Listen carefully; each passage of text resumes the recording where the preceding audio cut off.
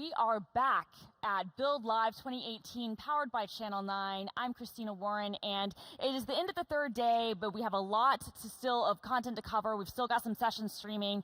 But in this break, I'm actually joined by 5 amazing guests, members of the Build MC program. And this is a program that the Windows Group did this year, where we reached out to 5 amazing developers, each from different backgrounds with different focuses, to kind of see Build through their eyes. And so cameras followed them around, they shared their experiences, and everything is being documented on the Build website, so that if you're not here in person, you're watching from home, which you probably are if you're watching this, because if you're like at Build, like be at Build, like, you know, we're great, but be at the conference.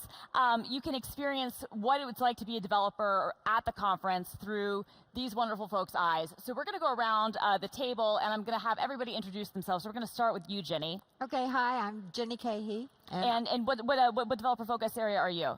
I'm a commercial developer. Commercial developer. Yeah. I'm Lucas Risotto. I'm the mixed reality developer. Okay. And I'm Iris Claesson, and I'm consumer developer. And I'm Rishi Suresh, and I'm the newbie developer.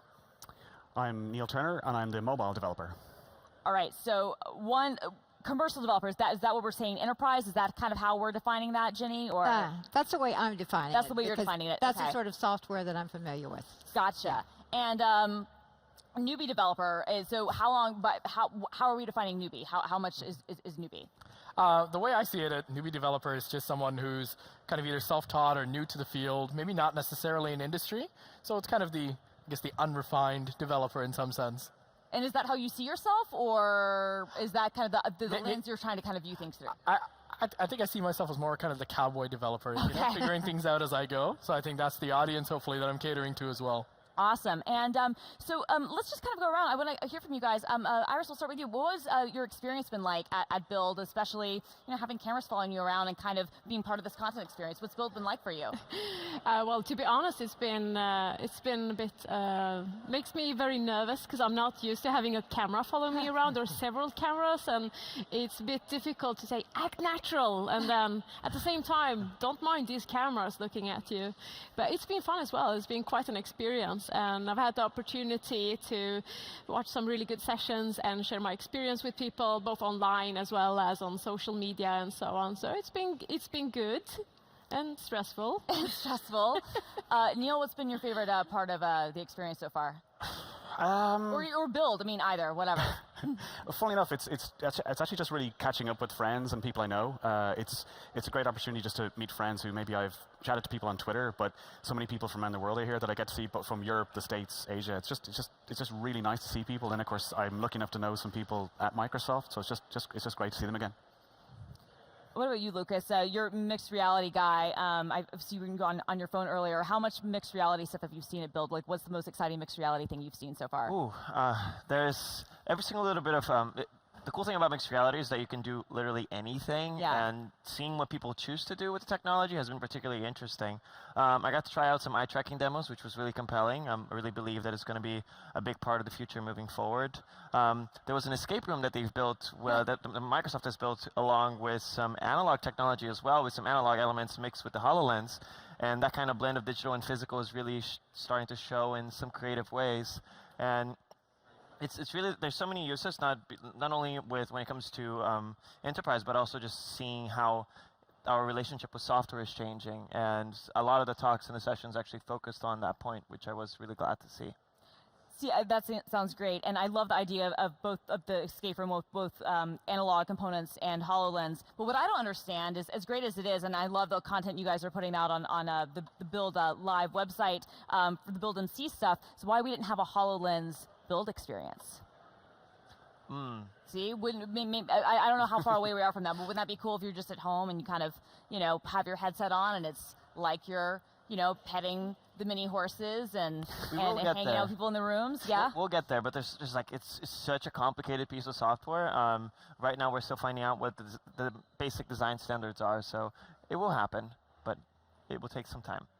Harsh, what's been your favorite session that you've seen? You attended? I've seen quite a few sessions, but I think the favorite ones I've seen have to do with kind of how to implement a lot of the new artificial intelligence technologies that they're announcing, and how to implement that on the cloud. Because it's a powerful new technology that's coming out, but I think accessibility in some sense is limited because it requires very powerful hardware to run.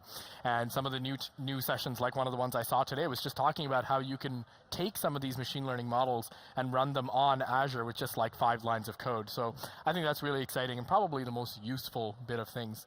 Is that something you see yourself using in your cowboy coding futures? It's something that I already use quite a bit. So I just have a computer with a GPU at home, but if I can now run things on the cloud easier, I'm definitely going to be using that. I mean, your power bill is going to be lower.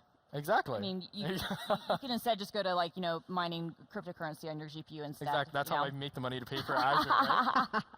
There you go. Ginny, is there a session or a talk that you've seen that stands out from the conference? Well, it probably wouldn't be fair to my friends who are PMs in the program to think about only one. But yeah, we'll give us several. We've got time. Well, I would say that the common theme with my favorite sessions were devoted around how I'm going to take an old code that I already have and move it forward. I'm actually going to be able to use the stuff I'm seeing it build. Usually I come to build and I think, great, this is cool. I go build some demos for myself. And then my corporate customers are on an older version of Windows. Right. But they're now moving to Windows 10 in large numbers. And Microsoft's giving me the opportunity to take old code and even Windows 7 with new installer technology. And so the MSIX stuff that Kevin was talking about in the keynote yesterday, and also some of the additions that are coming with Fluent Design to work with some of the older. I think that might have been something, but I know there's some other backward compatibility things that are coming there too. So that's great. I think the idea is they want the old code to look like the new code on the desktop, so the user feels comfortable switching among different applications. And yeah, I'm a big fan of that. It's all about blending and bridging between the two ecosystems, which is really neat. You were referring to the XAML Islands. Yes. Yeah, which is really cool. Neil, there's been obviously a lot of stuff on the mobile front. Is there anything particularly exciting from a mobile perspective that really kind of stood out to you that makes you excited to go back, in your day job or to tell other mobile developers about? Yeah, well, that's the fun thing about my title. It's not necessarily that I'm developing on mobile. It's more the transition from mobile to desktop, which is the funny thing about my title. Yes. Okay. But no. Essentially, yes. There's so much. In fact, being here, you always say you're going to watch lots of sessions, but you don't get to watch as many as you think. And then really, a lot of it is about watching the session videos at home. But I think as Jenny was saying, my favorite is definitely Fluent and Composition, because I've been following especially Composition for a long time. And what is great now after a few years is that we're finally seeing Fluent able to manifest and use all of this all the APIs that are gradually being added to the operating system. And it just means you can make really nice apps, because I like design, and certain other operating systems also have nice design. So it's just nice to see a newer design language other than Metro. So come out of Microsoft and actually have a name that we can pronounce. Yeah, so yeah. It's really good. Because for a long time it was just like the artist formerly known as Metro. Like we didn't really have a name for it. Now it's Fluent. It's now a couple of years old. It's evolving, getting better. So yeah, it's always nice to have names, right? Because it's hard when we don't. Did anybody here go to any of the progressive web app sessions or talks, any of that? Actually, yes, I did. So even though my focus is typically C# and XAML, so it's kind of classed as native, I do genuinely like to keep up with kind of the other side. And I might not necessarily be making PWAs tomorrow, but it's just interesting to see how the different technologies evolve. If even just to say, maybe I won't use them or they're not ready for what I want to do yet, I think it is good to be informed. I mean, the same is also true of React Native. I don't necessarily have something tomorrow I'm going to make with it, but it's just good to keep an eye on these things and see how they're progressing. If even just to, when you look at C# and XAML and they ask for suggestions as to what we should be doing, it's a case of, well, you kind of, PWA is doing something interesting. Maybe you can take ideas from that. So you're a C# guy. How many of you are C# developers? Would you kind of say is your primary? Primarily C#. Primarily, okay. All of us. So all right. So all of you guys. All right. So what are your thoughts on .NET Core 3? Love it. Oh, yeah. Love it. Yes. Love it. Very exciting. Yeah, .NET version hell across different apps. That's a real thing. Yeah. I just got a support email this morning that was resulted from something similar to that. I mean, it's something that I really do have to deal with. And being able to solve that problem once and for all, it's going to be huge. Yeah, being able to have maintain the two versions side by side. Absolutely, absolutely. Or to be able to package up your application, Yes. if it has some legitimate reason to use a specific version, to package it with the XE. And I understand the downsides of that. It doesn't get security updates Right. from Microsoft, but Sometimes that's it's an what you option. have to do. Yeah. Yeah, options are good. yeah, and I think when you're starting to do some development and you make this beautiful app on your computer, you give it to someone else to try it out, and suddenly it says .NET Framework error, it's not the right version. Yeah. We've all seen that happen. So like Ginny mentioned, it's good that self-contained package, much easier to distribute. And then also with specifically with UWP at the moment, .NET Core, it's used somewhat, and we end up getting a slightly different version that's behind. So that the plan with .NET Core 3 is it's a kind of a universal version that we all get. The releases are the same. So I think that's Yep. also very important that as well as all the other advantages that were talked about, that the platform generally is moving forward at the same rate. So basically, when new APIs are announced, we all get them as opposed to having to wait 6 months until the next build. Yeah, so it should be really good. And even having like the UWP and desktop support, I think for some of that the desktop package support, I think it seems like that's a big deal too. Exactly. Although we've already heard a few times, people seem to think that means that the apps will run on different platforms, but that's not the case. So the desktop packages mean Windows only. Right. Yeah, but Right. it's really good. Everything kind of being uniform, and I think it's with .NET Core and .NET Standard, it's been something that's been talked about for a long time in terms of unifying everything, having it under the kind of the one banner of .NET Core, and it's really good to see that's quite near now. It's not something going back a couple of years, it was quite a way away, but just having .NET Core 3 kind of unify most things will be really good. Shipping the controls out of band is going to be a big help too, because then we don't have to wait for all the desktops to get to a certain subversion of Windows.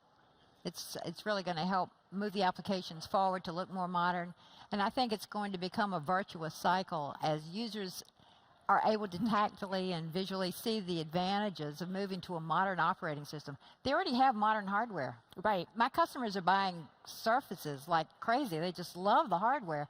And then they go and put an old application on that's built with WinForms, and it looks, dorky. Yeah. And So that's this is going to help. Yeah, I mean, that's one of the nice things in having kind of the high resolution support, high density support, and Right. and making things look better. And like you said, I mean, I think maybe making customers feel, oh, I'm already using this. It's not as scary to go through the Right. process of Right. modernizing what I might already have. It's worth, maybe some of the time, and it's always hard to sometimes move things forward, but it's worth that because Sure. the end result will be good.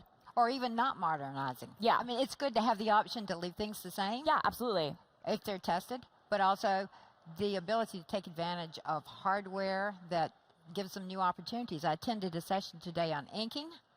I had never really considered inking for corporate customers, and it gave me a new way of looking at, especially on a tablet, it makes a Yeah. lot of sense to have a stylus or pen. No, especially I think when inking, it can get so much better when we talk about some of the AI things we were talking Right. about. When you think about the possibilities of that, what do you guys think about some of the Windows ML kind of announcements and things from that nature? Well, that was really exciting. I went to a session on Windows ML, and I actually, although it's nice to have the cloud to help out in terms of more juice, but I also like the idea that you can bring machine learning closer to the actual device that will be using it for everything from performance reasons to also might even be security reasons, which for me is I'm more than happy to do some machine learning and I want to test things out, but I actually don't feel quite comfortable putting everything out there. So I like running it locally, and it's really exciting. And the .NET ML stuff is also very exciting. One note on inking. One problem we have with mixed reality right now is that keyboards don't translate very well, especially for interactions with controllers. Right. I am particularly interested to see whether those features are going to be pushed forward in such a way that we can actually write on forms using controllers and actually bring handwriting to mixed reality in an interesting new way. No, that is an interesting idea because obviously I think with the power of some of the cameras and some of those sensors, you could capture, the stroke kind of the same way and convert things theoretically, or do some other things, or even if it wasn't handwriting per se, other kind of symbols or gestures to kind of help things could be really good. And it's interesting because even like this simple act of logging in or filling a form is very taxing and slow in mixed reality at the moment, and something like that would fix it. So obviously Lucas has a lot of experience with mixed reality stuff. How many of you have used HoloLens, and did you get a chance to play with the HoloLens at all during build? Yep. Yeah. And what are kind of your general thoughts on that? Oh, I thought it was a really cool experience, actually, because, like Lucas already mentioned, the puzzle this morning. So we did that puzzle together, and that was really interesting. I think the biggest application of technology like that is you get to kind of blur the boundaries between the informational world that we have right now and the real world. It's quite separate with screens and reality, right? And I think with something like HoloLens, you start to blur those boundaries a bit, and you start pulling in information from out there and projecting it onto the real world. So I think that opens up a lot of applications that we don't even really know yet. So we'll see in a few years probably what those applications are.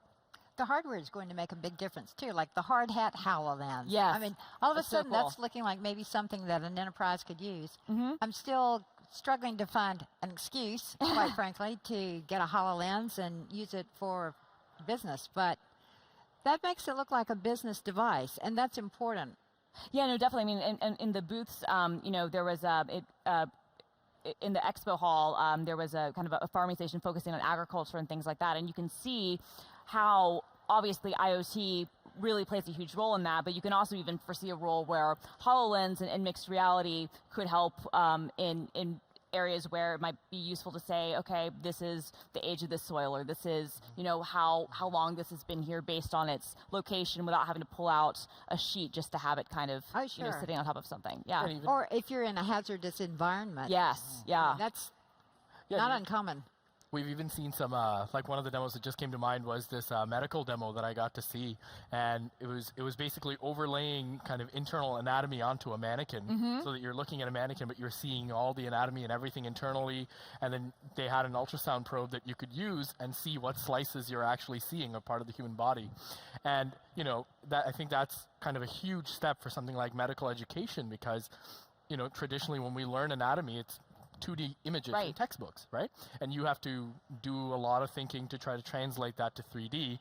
So if you see it in 3D right in front of you, that just solidifies the learning a lot better in your head. You see not only in 3D, or you're having to rely on cadavers, and this is obviously a different kind of scenario where it can layer other things on top of it and then show you that context. So it's not just you see it, but you can kind of understand it can even exactly. be animated, right? Exactly. And I think that's the real part, is that, you see the heart as something that's static in pictures, but it's beating. So I take it that most of you have been at Build before. Is this anyone's first Build conference? Your first Build conference. So that's why you're the newbie and the cowboy. I want to ask, okay, so you excluded, we'll come back to you in a second. For the rest of you, how different is it being here as a Build MC versus kind of being here as a regular attendee? Like, what do you feel like a sense of, is there pressure to try to, project the best kind of experience and kind of show things off the right way? Has it been more fun? Like what's the difference being here as a non-MC developer and here as an MC? There's an interesting sense of responsibility. That was the word I was looking for. Yeah. Thank you. Yeah, we need to literally handpick the information that we feel like it's worthwhile for everyone to know, and actually molds the conversation, especially in the case of mixed reality. Like, there's so much happening. We have to find, what are the key important points? What are the things that we really want the industry to learn? So we kind of need to make calls for the entire industry. And as just like a single person, it's actually a big deal. So for you, this is your first Build, and then you're here in this role. Has there been anything about this experience that has surprised you that maybe you were not expecting coming into it? I think it's just the experience itself, actually. Like when you, because I've seen Build events online before, right? Yeah. Like I've seen keynotes, I've seen videos, and it's interesting. You're learning things from when you're watching the video online, but I think it's just the atmosphere and the people and the connections you can make by being here in person. I think that's pretty unparalleled compared to the online experience. So hopefully through the videos and, kind of the first-person views that we were able to give online, other people get a sense of that experience too. Yeah, no, I think that's one of the best parts about this program, is that it does kind of give people a lens of what it's like. Because you're exactly right, and Neil was mentioning that earlier too. It's great to kind of meet up with people that you see from all over the world that you might only see when you come to a conference. I mean, I know I have like my conference buddies that I see, maybe once every other year, maybe every year, but I always know I'm going to see this person, at WWDC, or this person at Build, or this person, at another place.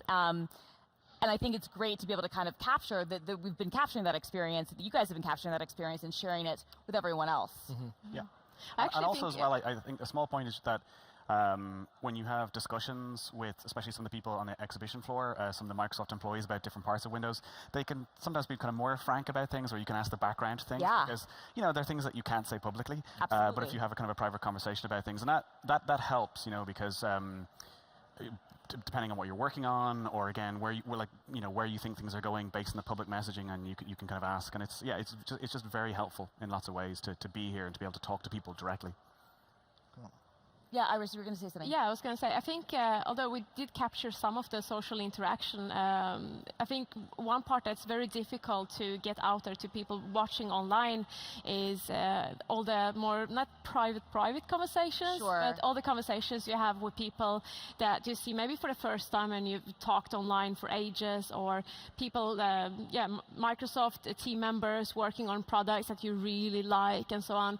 I don't think we got all of those conversations, and that's for me what's most valuable with the conference, and why I go to any conference, and in particularly this one, because I get to meet a lot of friends that have become close friends with time, and that's always very difficult to get across. Yeah. It's a very important part of the conference. Definitely. I mean, there's only so much we can translate virtually. Yeah. There is something about the shared experience. And like you were saying, when you can have kind of a candid conversation with someone and maybe get more insight about why something is working a certain way, that's really valuable. But I think if you can even capture and just that we're showing that those things exist, maybe that gives people more of an incentive to say, maybe next year I'll be able to go, or if not, build another conference that's maybe closer to my area or something, so I can experience that. What would you guys kind of recommend for people who are attending a conference like Build for the first time? Like, Jenny, what advice would you give someone before they attend? Like, let's fast forward. We're going to be in, we assume, May of 2019. I have no idea, and we're preparing for the next Build. What advice would you give to someone who hasn't been before, but is preparing to attend? Well, I think the first thing is to look at the session catalog and see what looks like interesting topics, and then try to juggle the schedule so you can see as many as possible. But be flexible once you get here, because you may find that the best conversations happen face-to-face on the expo floor rather than in a session. So you can watch the sessions later online if you need to, and focus instead, once you get here, on those personal contacts. Get the names of the people who not only can be friends, but can also be useful resources for technical information when you have problems and issues. And I would also recommend anybody who's coming as a first-time attendee to look at opportunities to contribute to open source, because that's a great way to take the Build experience home with you afterwards. Once you take that same community, you've got, some of those faces, you can recognize them on GitHub and remember you met them at Build. That's great, and that's always a great reminder for open source. I think is an amazing thing that any developer can contribute to, meet so many people, and just makes everything better. So, does anybody else have any kind of advice you would give a first-time attendee? Yeah, well, I mean, I'd mirror what was said, but also because I think we all plan to go to lots of sessions, and you end up other things happen. It's also not to feel bad that you maybe miss a session, because thankfully everything is videoed. But it's, again, just because personal experiences with people and conversations can be more valuable. It's... Sorry. I posted a post on Twitter about being an introvert and going to a very large conference, because you can be a social introvert. Yes, that is a very real thing. And I think, because there are a lot of introverts in our industry, I think one thing I would recommend if you're going to large conference is to pace yourself and don't feel pressured into attending every party, and that it's completely okay to withdraw to the hotel room and just relax a little bit or try something out, and find somebody that you can buddy up with so you don't feel alone if you sort of feel like you need to have somebody like as a comforting conversationalist to have around. Yeah, and well, the one thing I was going to say is, try out workshops, right? Because there are a lot of sessions, a lot of kind of lecture style sessions, and I think those have their place and are useful. But I think there is no real substitute from just like going to a workshop, trying to implement something yourself, running into errors invariably, and then having the people who made the technologies tell you how it's supposed to be used, right? So I think that's, even on the show floor today, like I went up to people who made serverless, and I was like, serverless isn't working for me, can you look at this? And they did, and we actually fixed it. It was incredible, right? So, I mean, get hands-on with technology. I think that's the best part about being here. Just one little key piece of advice when it comes to the sessions. talk to the speaker afterwards. There's so many examples where just the speaker is just like hanging around and no one talks to them. And it's really an opportunity for you to not only ask them questions, but understand how their brain works and develop a friendship. Hopefully you walk out of here with people that you can collaborate with and continue to connect with. And also map out the expo floor on the first day. Understand what are all the things that interest you, because there's so much cool stuff happening at once. They won't be able to see everything. So having like a high-level reconnaissance run where you can just like have awareness of everything that's happening, and you can handpick the things you want to try, guarantees that you'll be actually trying what you want to try. Yeah. Well, we are coming to the end of our session. I know coming to the end of a busy week for you guys. When is everyone heading home? Assuming you don't live in the areas. 9 a.m. 9 a.m. Tomorrow morning, back to Sweden. Back to Sweden tomorrow morning. Tomorrow evening. Tomorrow evening. Friday. I've done this enough times to know to stay an extra day. Jenny's smart. What about you? Tomorrow afternoon. Tomorrow afternoon. Yeah. Good luck traveling, you guys. You've done great work, and thanks for sharing all of your experiences online with the community. And you can, of course, check out the Build MC's experiences at the Build website, on the Build Live website. And I really appreciate you all being here and taking the time to talk with me and to share your experiences with the community and for being a part of our community, frankly. Thank you for being part of the Microsoft family and being here. We really appreciate it. One last thing, because I've got like 15 seconds and I'm live, so I've got to do a cutout. There's a hashtag BuildMCs. So use hashtag BuildMCs, follow that on Twitter, Facebook, Instagram, whatever, to see more of this content. Yes, thank you. I got you, girl. And we're now off to the next one.